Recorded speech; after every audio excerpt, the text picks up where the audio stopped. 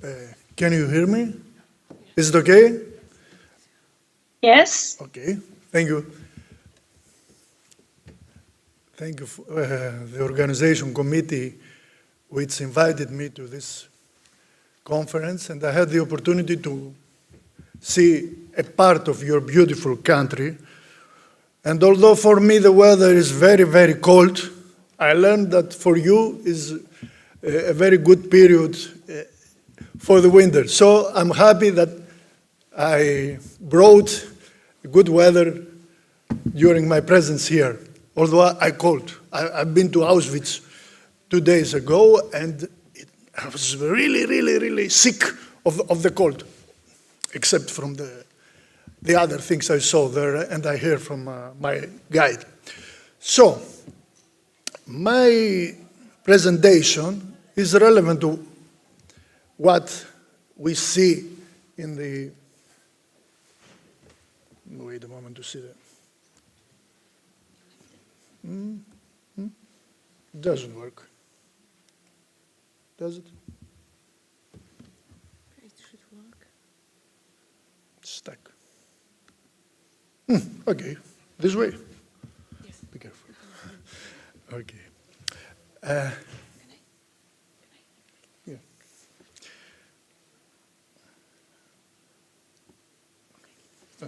It work. Okay. So, this is the structure of my presentation. For about the last 30 years in Greece, as in many Western countries, far-right ideology has been promoting and spreading from public figures and politicians who are highly visible in the mass media. Schools and its communities are part of society, and the latest ideological trends influence the perceptions, attitudes, and practices of teachers. Teachers can play a key role in shaping active citizens, i.e., people who can think critically and actively participate in society. In addition, the role of teachers in combating social inequalities is also critical, since their relationship with knowledge enables them to be well informed about pressing social issues. In the research we presented below, we attempted to explore whether and to what extent the toxic political climate affects school life. To serve this aim, we choose a Greek town where far-right ideology seems to have a significant impact.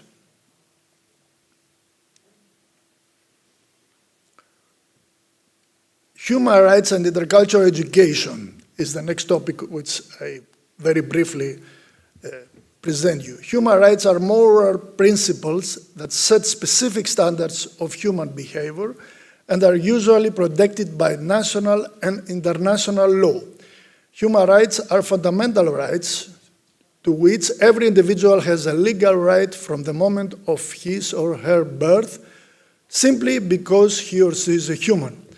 As far as the right to education is concerned, it should be open to all, conducted on equal terms for all, free and compulsory as at its basic levels, and should be promoted. It should promote understanding, tolerance, peace, and friendship between all nations, ethnic and religious groups. Multicultural, intercultural education can contribute to the achievement of the above objectives. What intercultural education is, what are its objects, and who is concerned is an issue where there is not consensus among those who deal with this. With the arbitrariness and lack of precision that characterizes any classifications, we distinguish three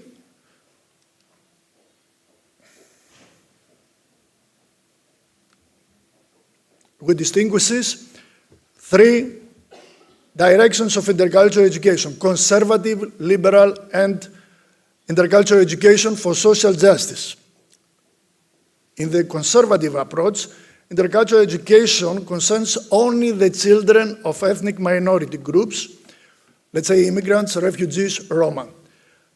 Those who support it believe that our differences from them are unbridgeable, and therefore those who are different should be assimilated into the host society. As a result, intercultural intervention's main objective must be to help different children to learn the language, as well as the values, rules, history, and culture of the host country, so that they abandon their different characteristics and assimilate into the new society. In the second approach, the liberal one, intercultural education is for all students, no matter their race, national, or ethnic group. Since all people are equal, schools should recognize all cultures and promote all voices. Intercultural interventions along these lines aim to ensure harmonious coexistence at school and in society at large, and to provide all children with an environment conducive to achieving their educational aspiration and social goals. For liberal intercultural education, schools must help different children to integrate, but also to help children from the majority group so that they can accept the former. This is usually done with some changes in the curriculum, i.e. with additions for hero, national and religious holiday, and thematic celebrations for music and cuisine from the different, let's say, people. We undermined that the conservative and the liberal approaches consider as cultural only racial, ethnic, and national differences and leave out of their scope issues of social class, gender, and social preferences. In other words, they ignore the issues of economic inequalities and the unequal distribution of power. The third approach, which we call intercultural education for social justice, is also, like the liberal one, interested in all students. As it concerns its educational applications, these are not limited to one lesson or one project, but run throughout the curriculum, the whole curriculum. Those who support intercultural education for social justice, they critically examine culture and how it is created, and they reject simplistic schemes such as us versus them. In addition, they believe that all students, regardless of their social class, ethnic, national, cultural, or religious group they come from, their gender or sexual orientation, should have equal learning opportunities, and therefore they must have access to the resources they need, and more generally to the highest quality education. In everyday educational practice, they use critically the learner-centered model and make it easier for students to learn, to critique and reflect.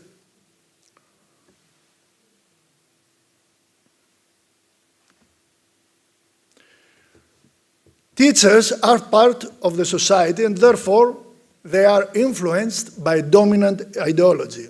But they are also individuals who can study, analyze, judge, infer, and have informed positions on social issues.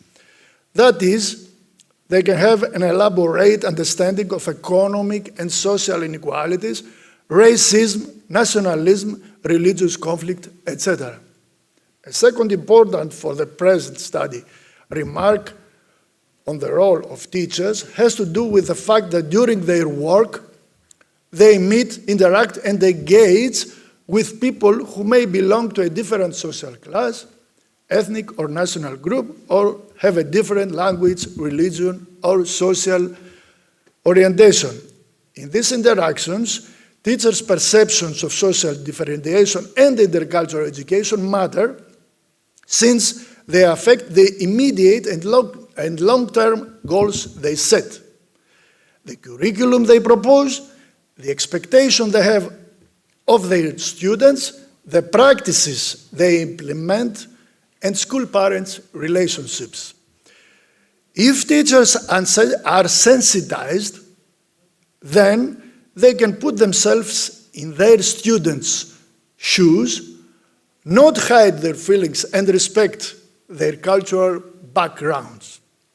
Teachers' knowledge of issues of social differentiation can be a weapon so that they can more fully understand the contemporary sociocultural environment and help students to do the same.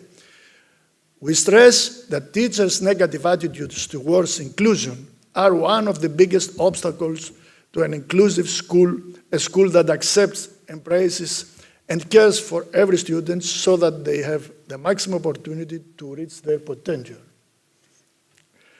Teachers, therefore, need to overcome the barrier of national ethnic diversity, which affects and creates barriers in their relationship with their pupils, i.e. to break down the stereotypes that they may carry for the students, which contribute to the maintenance and expansion of economic and social inequalities, racism, and discrimination.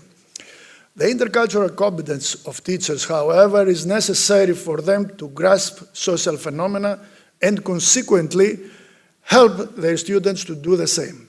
For intercultural education to be implemented in an effective way in schools, teachers need to be sensitized on the issues of social differentiations, as well as to acquire the appropriate knowledge and skills.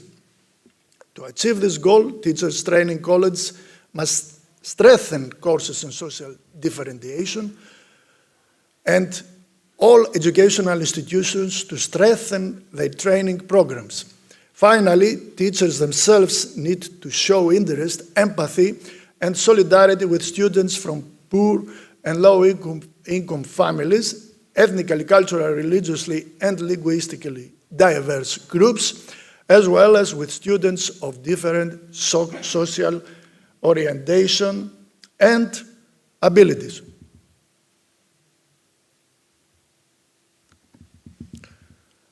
The aim of our research was to explore teachers' perception of social differentiation and intercultural education. Our research questions were, first, how teachers perceive and address social differentiation, and second, how do they believe the intercultural education should be implemented in the school?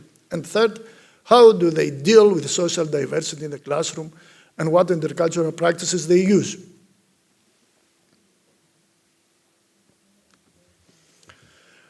To meet these objectives of our research, we choose qualitative research so as to study in depth the particular aspects of the phenomenon. The strategy of our research was the case study and its technique, the semi-structured interview, which gives the researchers a lot of data and rich descriptions. Our research took place in 3 primary schools in Yanitsa, a city of northern Greece. We chose this city because in 2015, there were strong reactions to the establishment of a refugee accommodation center there, followed by an upsurge of nationalistic and racist comments on social media. Characteristic of the political climate in the region is that in the recent national election of June 2023, the percentage of the various far-right parties in Yanitsa approached 25%. 20 teachers, 13 women and 7 men who served in public Greek primary school took part in our research. In the tables below, we list the demographic data. and their connection with intercultural education.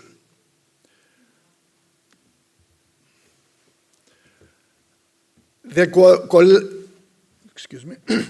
the qualitative data collected from the semi-structured interviews were analyzed through thematic analysis.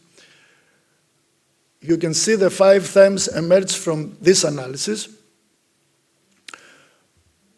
The order in which we list and present the topic is random, since we believe that each of them fits and shapes the other.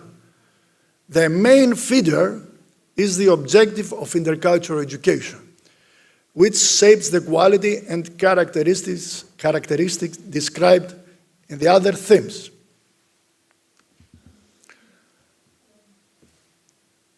On a general and abstract level, teachers who took part in our research consider that the goal of intercultural education is good quality education. For them, education is a public good, and they themselves, as public servants, must provide it to all children, no matter their background. I have in this, excuse me, some abstract, parts of their narrative. You can write it if you like.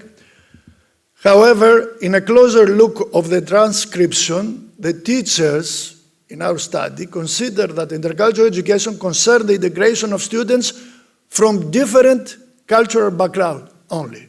Let's say immigrants, refugees, ethnic minorities. Although in a qualitative research, quantitative data, i.e. numbers and percentages, are not of particular importance, we should note that a significant part of our teachers, almost half of them, do not restrict the aims of intercultural education to the harmonious coexistence of all students, the tolerance of the difference, and to the assimilation of others to the local and national society. On the contrary, they consider that the exchange of cultural elements and experience are useful for all children. You can see here their words.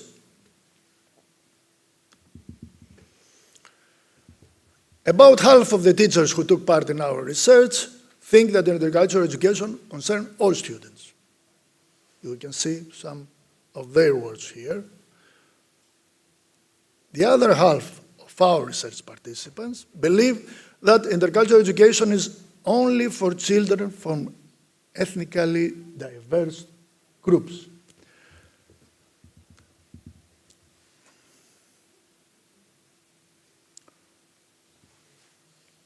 Our teachers make intercultural changes in the curriculum in 2 ways. First, through the project method, where students select relevant educational material. With this, our teachers aim to familiarize students with each other and develop their relationships, but also to address phenomena such as racism and discrimination. Second, with modules on cultural elements of minority groups in specific subjects such as language, history, and geography.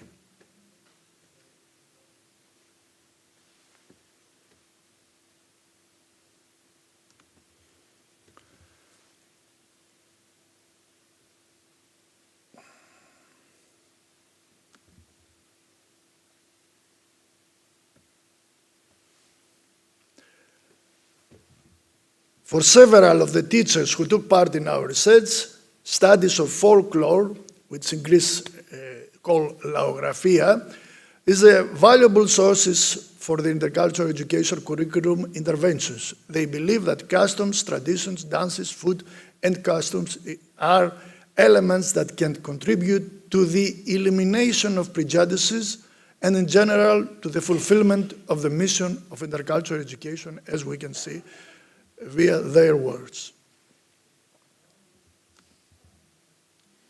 But for several others, a second source of intercultural material is literature. Literature gives teachers the opportunity to introduce social issues such as discrimination and racism into their classrooms.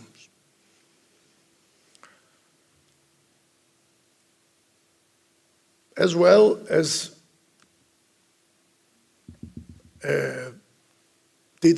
with teachers' words, the different students themselves, the different in their meaning, are also a source for adding intercultural content with their narratives, as well as with which students can gather material on the history and the activity of their communities.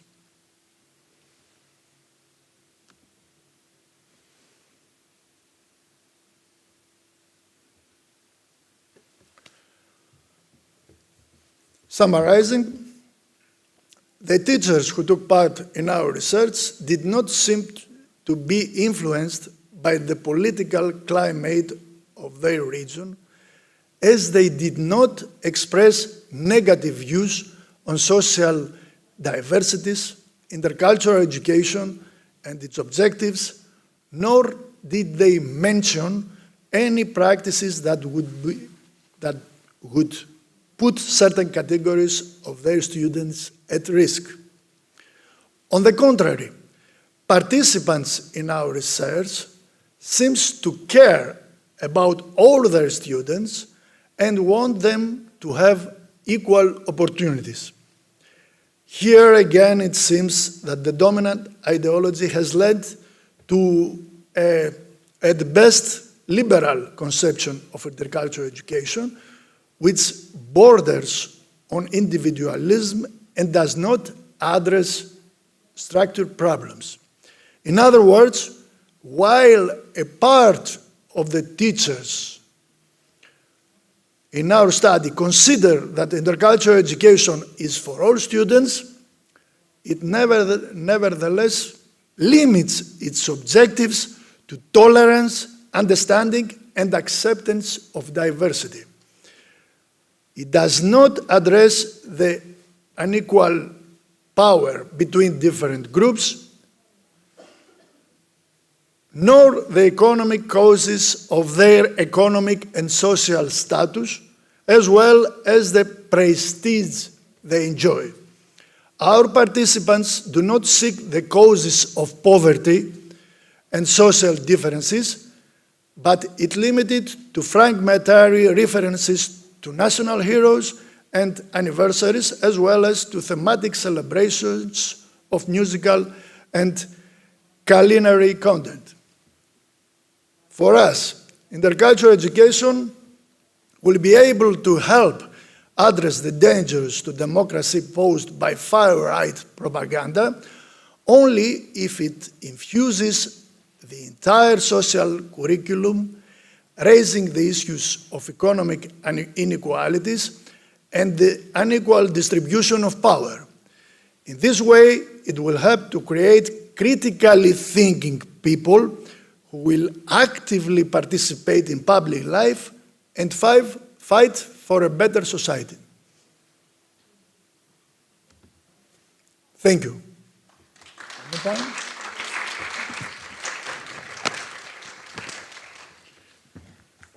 Thank you very much. Now I invite Professor Fernando Albuquerque Costa of the University of Lisbon on the stage.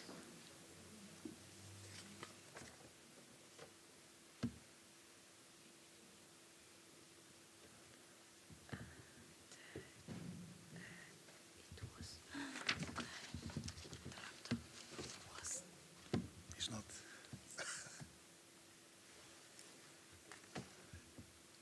Login.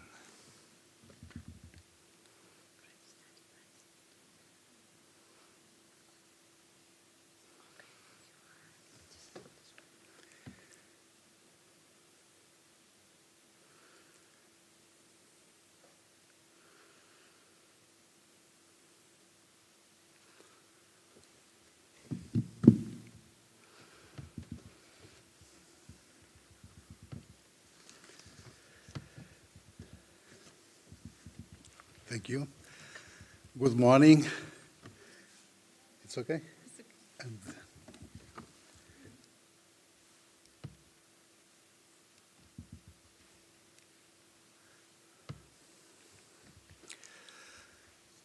it's a pleasure to be here. I need to thank you to the University of Rzeszow and Mariola and the colleagues that organized this very interesting event. I am coordinator of a research team at the University of Lisbon, and I want to share with you the thinking that we have in the last 3 years with an experience to use or to promote the use of digital technologies in primary school.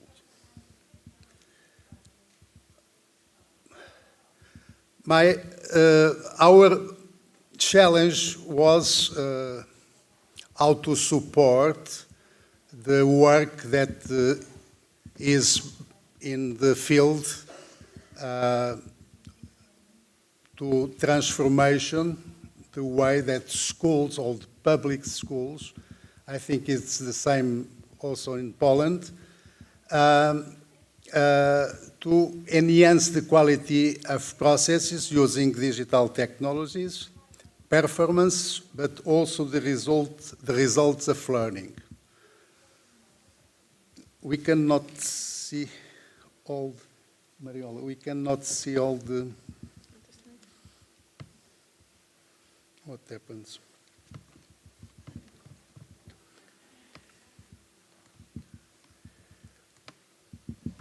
No, it's okay, thank you. The context is a city nearby Lisbon.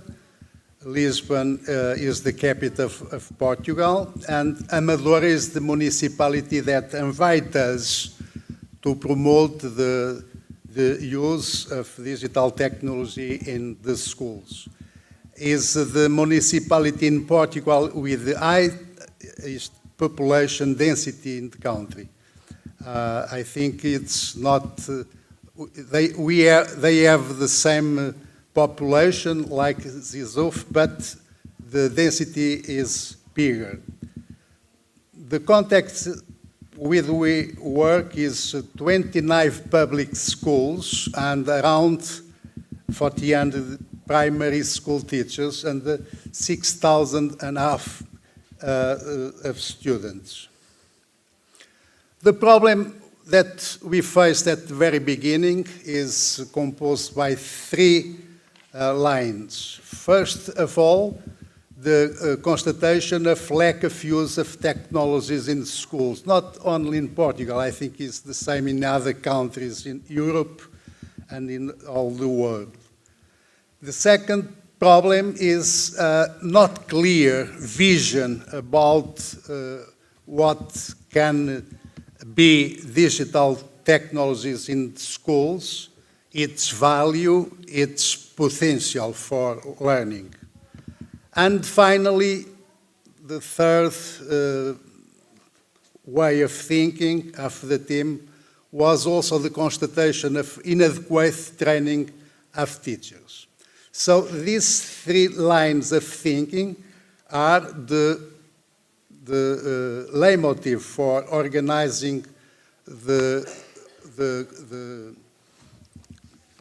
way to work with teachers.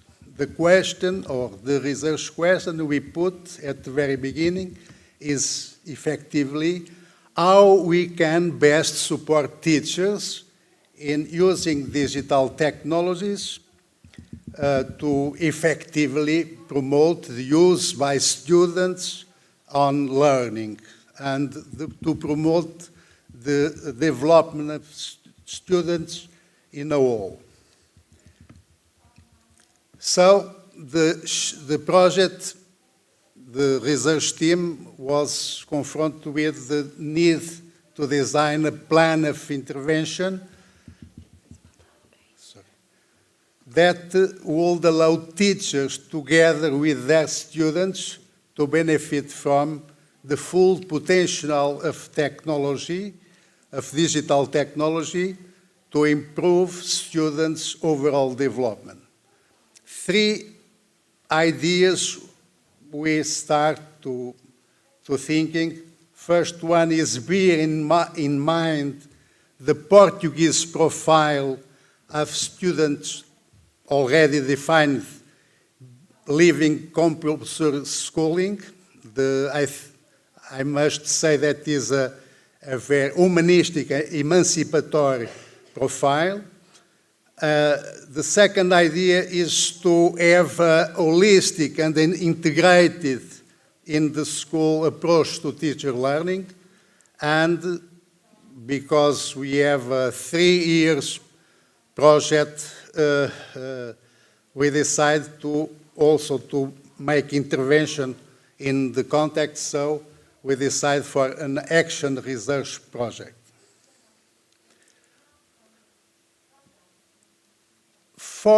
To share with you, and this is, we don't want present results, but more the way of thinking. The idea was to have answer to the 3 lines of problems we defined previously, thinking about the potential of technology, what are the assumptions of the team about the potential of technology, thinking also about the role of the teacher in that process, and finally, the best strategies to work with teachers, how to work with teachers. So I will share with you the vision, because as I said before, the idea was not clear about what was the potential of technology for learning, to help learning. The main idea is to consider digital technologies as a add value. And using technology, we can promote, induce innovation. If we consider the use of technologies not in the hands of teachers, but in the hands of students. So digital technologies understood as an intellectual partnership with the students. So, as in a summary, we see the potential of digital technology as a transformative resource, not a resource or a technology to do the same, but to do differently. It's what we want to share with you in this slide. Do different, do new things, so the teachers have the possibility to promote different things, different activities to students, but it is needed to put the focus on teaching, not only teaching, but on learning, and put the technology on the hands of students. This can carry out the one idea that teaching and learning is not a surface learning, but a deeper learning. Why? Because student is cognitively compromised with what is doing in the context of the classroom. And for that, another condition is important, that the idea that teaching is not offer, transmitter contents, but more less centered in the content, but more centered in development of transversal skills and competencies. What some authors called, since Papert, do you know Seymour Papert, Jonas, and the others, what these authors call learning with, not learning through technology, learning with technology.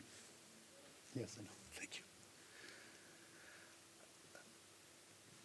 The second line to share with you is not a very complex diagram, but a slide where we can see if we want to understand better, to better understand teacher, we can say that, as in literature we can see, we can talk about will, skill, and technology. Will is when we think about the motivation, the attitudes facing use the technology in general and in the classroom in particular, and recognizing the utility of using technology. This is what we call the will. And as we can see, I have a line here, is more concerned with internal focus, internal variables. And if we talk about skill, skill is, of course, through what is offered in the training of teachers, the construction of a vision, because we can have different visions, okay? But what I want and I intend to share with you is that kind of vision, learning with technology, engage the student with the tools to promote a more cognitive thinking with the content. So, if we think about skill, we have vision, we must think which competence must be developed, and competence, more confidence is the possibility that teachers have, if it is possible, to try, to use, to experiment, to reflect on those experiences. And finally, because this is the less important, technology, but in our case, in our schools, to have or not to have enough technology is different, of course. So the main idea is that if we have computers, if we have a good wireless, if we have technical support, this is what we we called external factors, okay? But the main idea is that to do this way, teachers need time, because we are talking, as I said at the very beginning, on change, innovation. And change and innovation need time, since exposition to the innovation or to the technology now, adoption, adaptation, appropriation, this is very well studied in literature. So the main idea about teacher is also understand the teacher as a transformative agent of the school, not only the changes in itself, but the changes in the group, in the school, as a way to transform all the school. Finally, how to work with teachers. Now we have a vision, we have an understanding of the teacher as a transformative agent. What we need to understand now, how to carry out the training strategies. And the main idea is, okay, to have the adhesion and involvement of each one. It's a question of willingness. They want or they want not. It's different. And if you are a trainer of teachers, you must consider that. It's different to work with teachers that are motivated and have a positive attitude to digital technologies and to innovation than those that have not that. So the idea is to consider and to work the trainer of teachers has the responsibility to work the internal variables, consider them, and to have them as content and concern during the training. Okay? And also be concerned with the ways they work with teachers. Traditionally, the way is a transmissive way also. You know very well the teacher training sessions. Transmissive, and if the case is work with technology, is more technical. So the idea is how to, in a didactical way, integrate the technology in each subject. We can talk here the idea to be homologous between what the trainer of teachers do and what he expects the teachers do with students. We call the isomorphism. To give the possibility, so it must be a contextual training in the school, in the classroom, nearby the learning and the teaching process. Give the possibility to experiment and give the possibility to become to the training, to reflect about the results, about what result well and doesn't result. And this, as we can see before, these are a process, a long time process, so also the teacher training needs time. It's not just to make a session or two sessions, and in the literature, the long time projects say there are no many at the world scale, but what the research say about this long-term research projects, the teacher needs at least 6-7 years to make changes in the way he works with innovations. Finally, at the very practical, and to finish, a very practical in the field what we did. We work always with teachers, and one outcome that we, during these 3 years, time we did is a digital competence framework for students since 6 to 10 years old, primary school. And this is new because there are no, at the European scale, a document like this. There are general lines about developed competences. What we have here is the word of teachers with examples of evidence for each competences. I can invite you, it is not translated to English. We think to do that briefly, but I can explain. It is organized in 3 domains. These domains are, I think, clear to all of you. Domain safety, responsibility and respect. Domain investigate and research with digital technologies.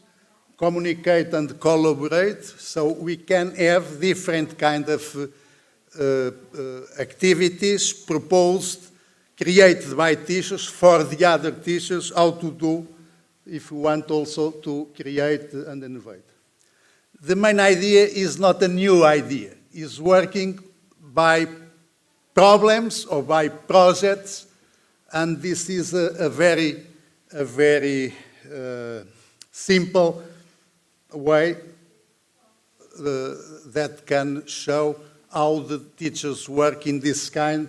Today I'm going to be an architect, and how the technologies can include, and you can see these are real images done by a teacher, Diana, and that documents the different parts of the process. You can see all the activity if you want. And thank you very much for your attention.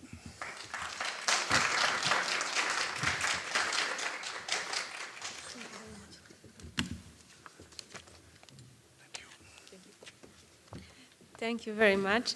Unfortunately, Professor Despina Karakatsani was unable to come to the Congress, but Dr.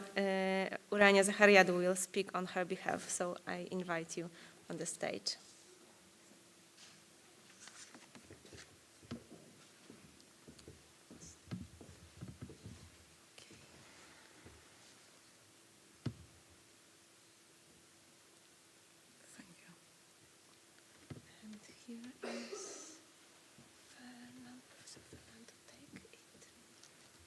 Presenter, I will. Oh, I can do it here. Okay. Is that one? Yes. This one. Okay. Thank you very much.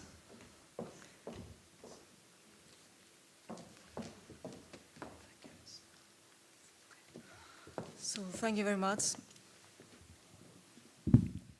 Today I'm going to present on behalf of Professor Despina Karakatsani the presentation about the regularity of the child and morbid emotion in Greek pedagogical discourse of the interwar period, or in other words, from 1911.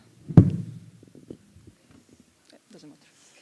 From 1911 to 1939.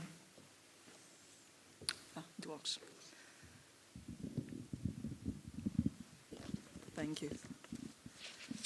So in our presentation, we'll look firstly into the attempt of interwar Greek educators to delineate and demarcate normality and morbidity with regard to the development and expression of emotion during childhood. Secondly, we examine how contemporary social political conditions and eugenics influence the scientific discourse on pathological emotion. And also, we analyze how a new signification model of normal and anomalous child emotion impact pedagogy during this period of time. Okay. In the early 19th century, the wish to approach pedagogical issues scientifically resulted in various research movements, converging on a movement that aspirated first to combine various studies on children carried out by different scientific fields, and also to incorporate them into a positive scientific model through setting up a complete science of the child, pedagogy. Pedagogy movement tried to study the child as all its dimensions, biological, psychological, and social, and aspired to impose its own law on pedagogical and psychological and pedagogy, while also seeking to intervene in the schools of hygiene and history, anthropology, and sociology of the child.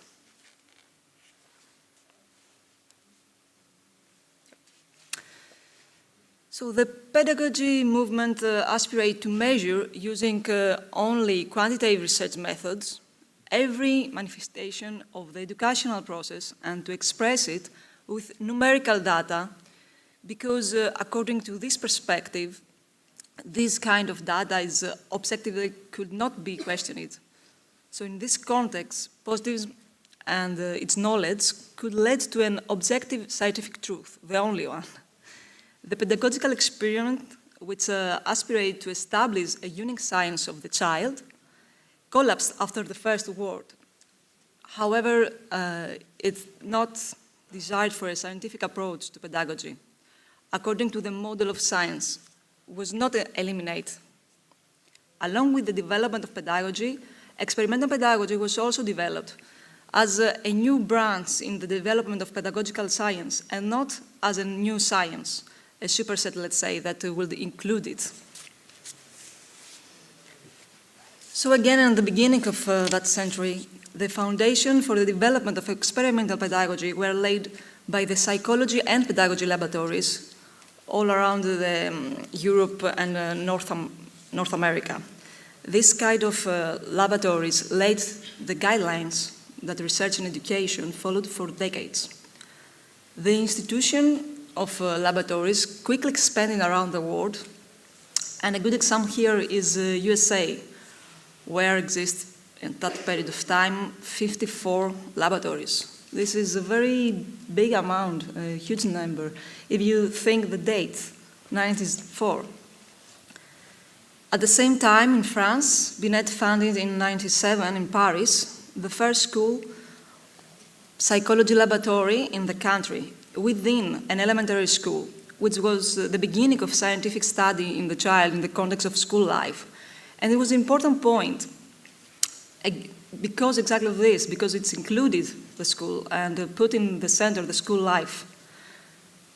The same period of time in Switzerland, Edward Clabaredet, excusez-moi pour la prononciation, was active in Geneva, where he founded the first Institute of Educational Science for the development of the pedagogical research in Europe this time. In Belgium, educators such as the following highlighted the need to organize experimental research in pedagogy.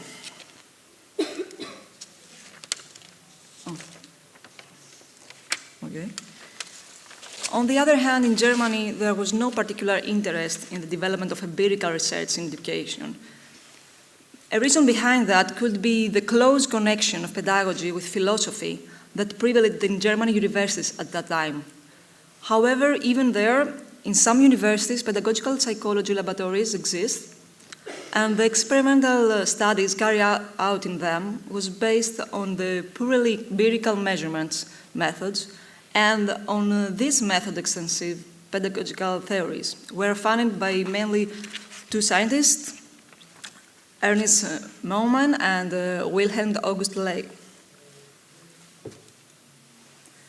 Let's go a little bit further now and talk about pedagogy in Greece for this period of time again.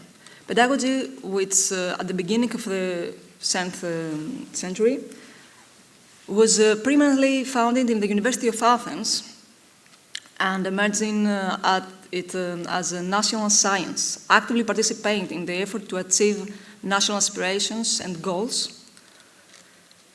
The moments when the chair is refounded in the Supreme Institution, it's 1912, and it gains its autonomy from philosophy in 1921. That was not accidentally. There are some crucial historical turning points during which the need to reconstruction and strengthen the state was highlighted. In 1923, the Laboratory of Experimental Pedagogy, which supported the only chair pedagogy in Greece, holding by Nikolaos Exarchopoulos, and was set up in Athens, aiming to serve an attempt to establish a Greek pedagogy, like something like a new field. And Exarchopoulos did so because aspirated to develop a pedagogical system adjusting to the needs of Greek children, but also at the same time to the nation's needs in the political context of that era. And he believed that such a system should be founded on the knowledge of the distinctive physical and mental faculties of the Greek race, and that pedagogy ought to rest on extensive pedagogical research. According to the reports on the pedagogical research carried out by Exarchopoulos on children from both sexes and across the age spectrum from various social classes and diverse family backgrounds, from 1923 to 1938, were 94,394 measurements, come to contribute on 8,076 children from age to 0 from 22 years old. So again, we talk about very high numbers if you think also the date. One of the main aims of these measurements was to draw up a model tables of average to prevent the more normal scale of various physical dimensions and mental functions. He also noted that during this interwar period, the study of children's mental dimension lags behind, especially in countries under authoritarian regimes due to their unwillingness, political mainly but not only, to deal with the welfare of these children who suffered physically or mentally. They were mostly interested and invested all their energy and resources, you can think about it, in healthy children, in called naturally able-bodied, who could prove useful for the society, not only in the present but also in the future. Here we can understand maybe a little bit better the links with the aspiration of the state that we mentioned before. In this context, Exarchopoulos added that during the first years of laboratory's operation, research on the mental development of Greek children turned to the study of cognitive skills. And it was during the last years of his academic career that he started looking into emotional life of children. Deviation from what was defined as normal mental condition, we can imagine that it was characterized as mental anomaly and could appear in all aspects of children's mental life, in cognition, emotions, impulses, will, as well as in its moral and social tendencies. The children were burdened with anomalies, displayed child provisions. Their mental development was incomplete, and they are labeled more as ill. The child's mental condition was mediated through the specific social conceptions framework and was signified accordingly. Diversion was temporary and spatially defined and was socially determined, with all the consequences that could have to childhood and the affections on children. Closely related with pedagogy, a new science of eugenics, which was also present that period of time, aimed to improve the human race. And Exarchopoulos make a link, let's say, to pedagogy and eugenics. And he supposed that both of them attempt to fight the physical and mental defects of the individuals. He argued about the extent to which the educator's work is facilitated and should action be taken to prevent passing down the undesirable traits to the ancients. Such care will be the most important step towards improving the young generation and in turn the human race as a whole, according to him. And again, according to Exarchopoulos, the state had to take actions and adopt specific measures in order to protect the society from the danger these individuals represent for the present and for the future, were they to be left at the same time to be developed according to their natural predispositions with appropriate instruction, without any appropriate instruction actually. Exarchopoulos suggested measures in this context in order to take and to improve birth conditions.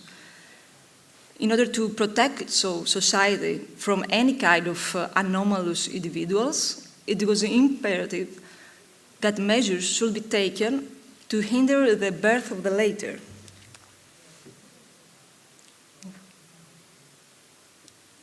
Yeah.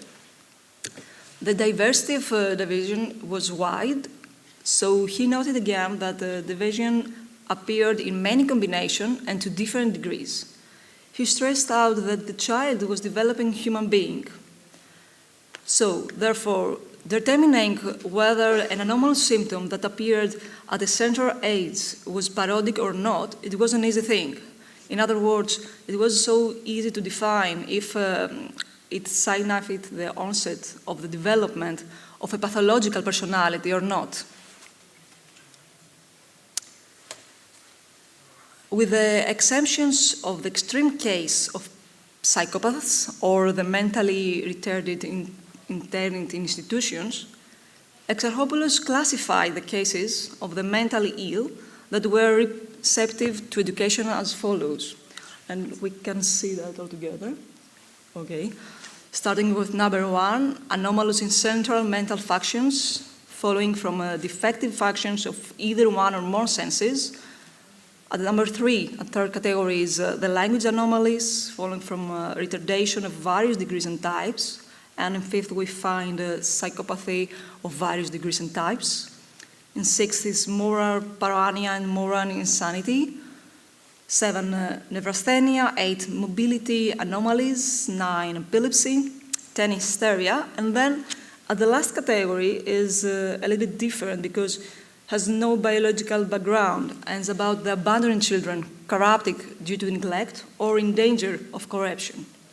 In this category also he includes the morally weak, the morally defective, the socially indifferent and antisocial children. Again, according to him, many of these disorders were accompanied by mordic emotions. Hence, mania or epilepsy resulted in the communication of cunning instincts, which led the people to crime. From this perspective, that could explain why many criminals had a family background of such disorders. Individuals with mild retardation, which was noticeable in puberty, usually manifested emotions such as malice, revenge, weak feelings of friendship and love, gratitude, altruism, shyness, and remorse. To the most serious version of retardation, that is cognitive retardation, he noted could be defeated at the beginning of individual's life, so very early in life. And it was a hereditary disease wherein the brain's normal development was distracted on account of the parents suffering from neuropathy, epilepsy, dementia paradox, or hyperphrenia and chronic paranoia. He stressed that disease is always passed down from a generation to another, from parents to children, etc. So children suffering from neuropathy or psychopathy formed an important group of children who displaced anomalous emotions, according to this perspective. Important psychological movements, such as psychoanalysis, became known in Greece first as pedagogical and later as psychological or psychiatric discourses. And that can explain a little bit the pathway that this science follow in this period of time and how these fields are extended. Scientists interested in the improvement of pedagogical practice published these discourses, and it was until the middle of the 1930s that education was the only field that dealt with systematically with Freudian theory. So we can imagine the effects on the science from that. Freudian theory was perceived, at least initially, as a philosophical and pedagogical text. And the psychoanalytical theories were initially published through essays about their implementation and educational settings, a fact that contributed to their demedicalization. Some points now that also changed a little bit the image and gave us the opportunity to understand better the future of these fields.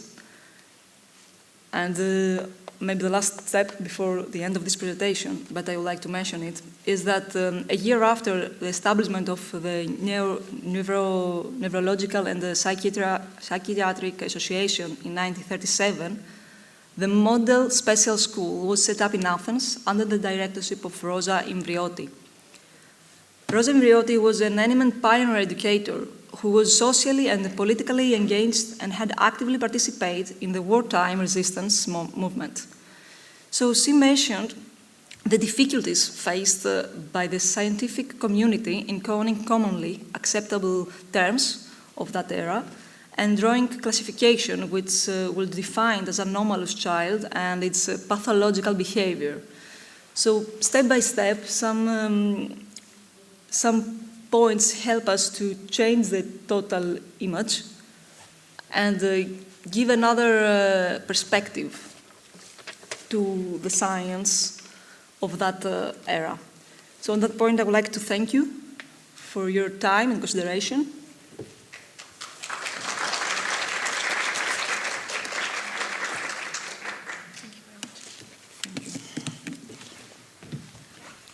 Thank you very much, Dr. Zachariadou.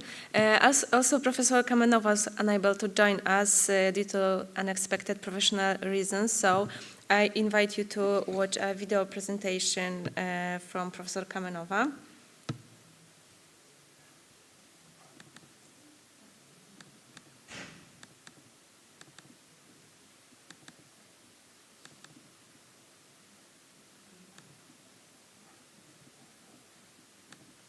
Dear guests,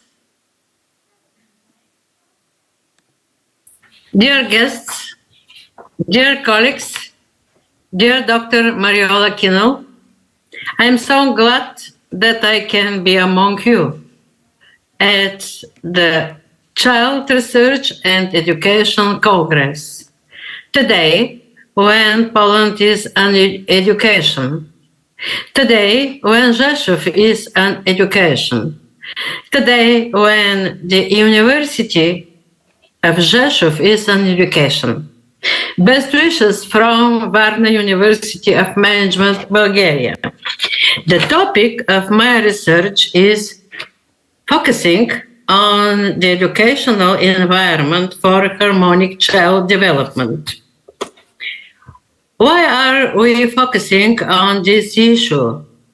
The central contradiction that underlies the research is the mismatch between the continuous shift of the focus in education either on the individual or on the environment where he grows up. As one of the researchers of the contradiction, Zdravka Kostova writes, the personality develops in a certain historically created social environment and in turn depend on it. This circumstance constantly rises to and maintains the contradiction between the theories of individual and social goals in education. During specific periods, one direction prevails and then the other. The main conceptual points in the research are, first, the current understanding of the harmonic child development. Second, a model of creating an educational environment. Third, specificity of the communicative approach to the creation of an educational environment. The purpose of the research is to update knowledge about the role of the environment for harmonious child development, to try to construct a model for its creation by teachers so that we keeping focus not only the learning content, not only the methodology of its teaching, but also all the components that influence the quality of learning. First point, the current understanding of the harmonic child development. Development is a growth process experienced by all children encompassing 5 components: physical, intellectual, cognitive, emotional, social, and linguistic growth. However, such a concept of harmonious development in today's imbalanced conditions seems obviously contradictory and confusing in the ocean of tasks for the teacher. How will he orientate whether he is carrying out the harmonious child development? For example, digital transformation, horizontal and vertical integration pose challenges for educators to prepare the individual from an early age, to quickly turn data into value, to transform information into intelligence, to turn a relationship into resources, and the solution in innovation. These characteristics are considered the most relevant key competencies today, but they change over time based on social economic conditions.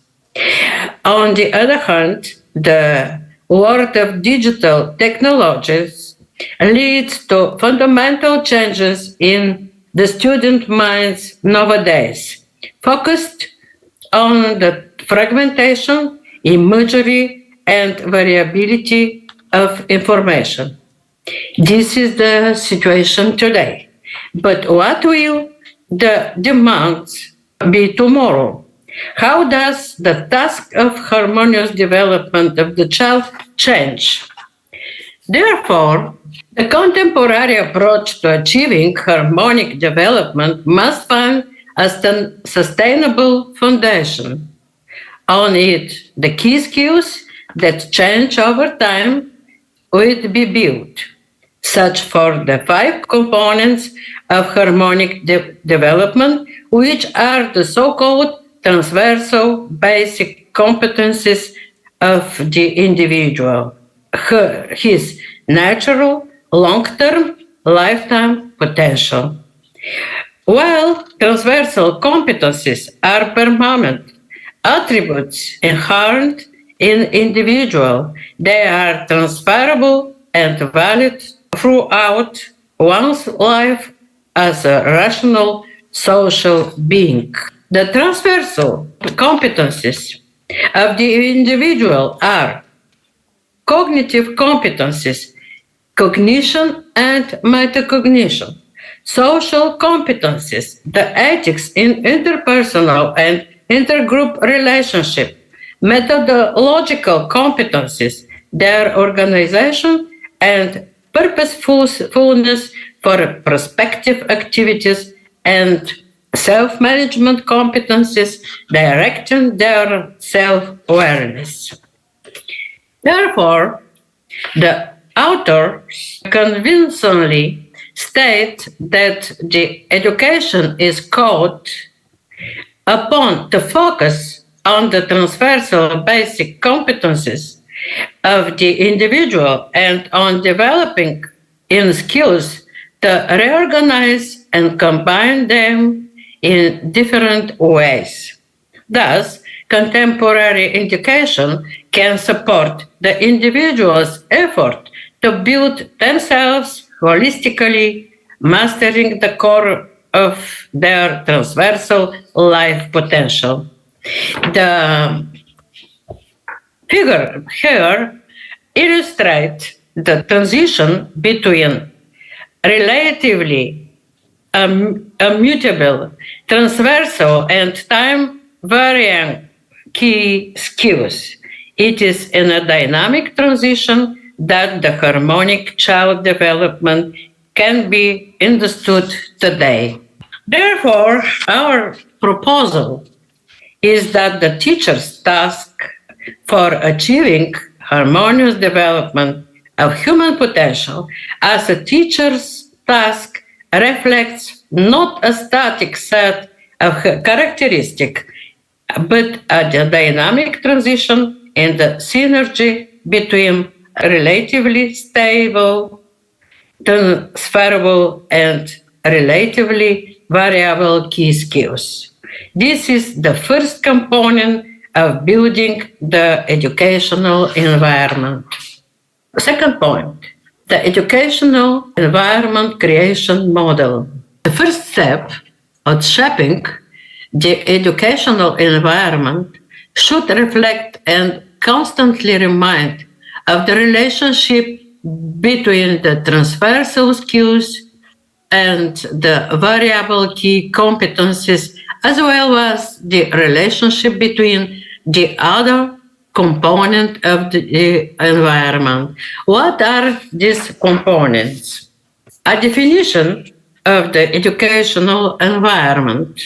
The complex of natural and social factors turns the environment of the individual influences a person's life and activities.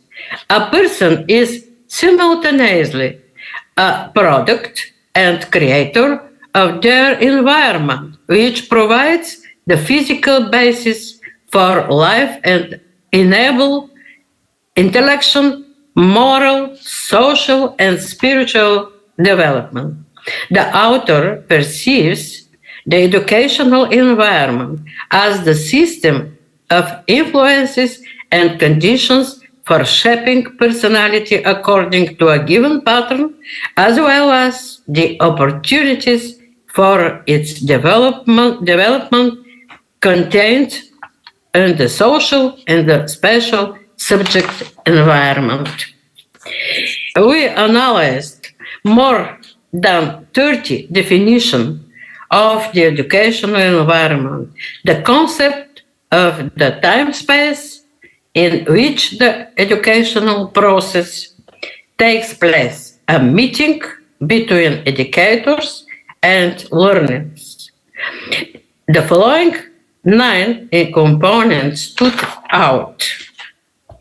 The physical component, the methodological component, the activity practical component, the positive mental climate, the emotional component, the social cultural external component, the social interactive internal component, the spiritual personal component of the teacher and his/her students, the communicative component.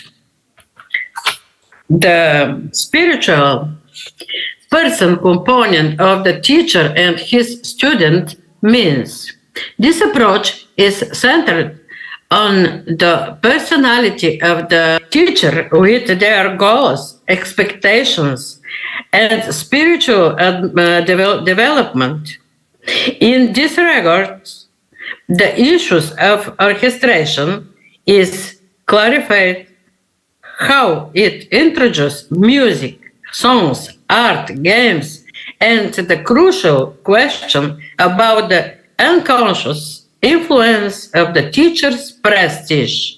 According to Georgy Lozanov, the teacher's prestige and authority are powerful instruments for influencing students and children, their voice, every word they use, and their overall spiritual presence. Third point, specifics of the communicative approach and its influence, creation of an educational environment. The communicative components presented through the psychological dimension, influence between the two actors in the education, the learner and the educator. Its essence can best be demonstrated through a so-called suggestive-pedic approach in relation to the problem of the harmonic child development. The suggestopedia created by Georgy Lozanov is the Bulgarian methodology recognized by UNESCO in 1978 as uniquely human. The suggestopedic communicative framework combines rationality in developing educational content with the resources of incautions, incentive within the environment. The elements of the suggestopedic communicative framework are providing a choice of learning activities to the child and to the student provoked by the environment, increasingly conscious progress in development combined with unconscious components, which at some points can illuminate certain knowledge, revealing unmanifested resources of the personality. Starting from that life-affirming communicative suggestion, in English called to offer, to propose, meaning I offer you to choose, it's not just what, but also how I offer that matters, so that for the student it becomes the most acceptable, most natural choice. and the environment constructed by facilitate this choice most successfully. Some suitable orchestration is required to engage the subconscious with peripheral perceptions and emotional stimulus. As an illustration of some results are mentioned in improved memory and recalling unconscious knowledge from the periphery, environmental elements, and a certain moment recovered from memory at a conscious level, height creativity due to the realized from tensions. Enhanced creative productivity through the activation of the intuition, accelerate creative development without fatigue. However, for this to occur, instead of the teacher's dominating command position, an emotional synchrony in normal human and educational communication is necessary.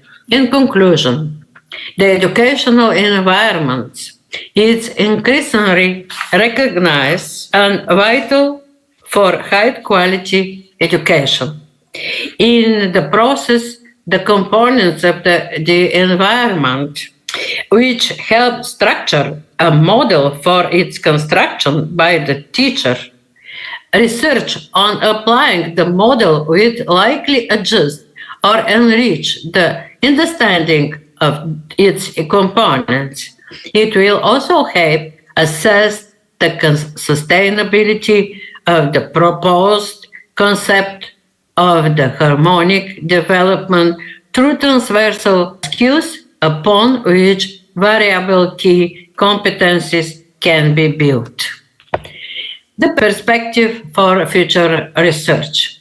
In the foreseeable future, various theoretical frameworks on the subject, the abundance of research results, and the growing innovation in children's and young people's education involving artificial intelligence too, will likely construct a specialized academic discipline for training and preparing teachers for the creative educational environment construction.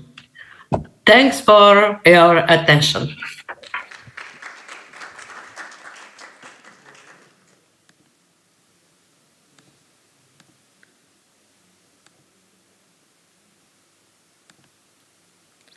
Okay, thank you very much, all of you, for inspiring speeches in first part of our Congress. And now I invite you to the lobby for the lunch break.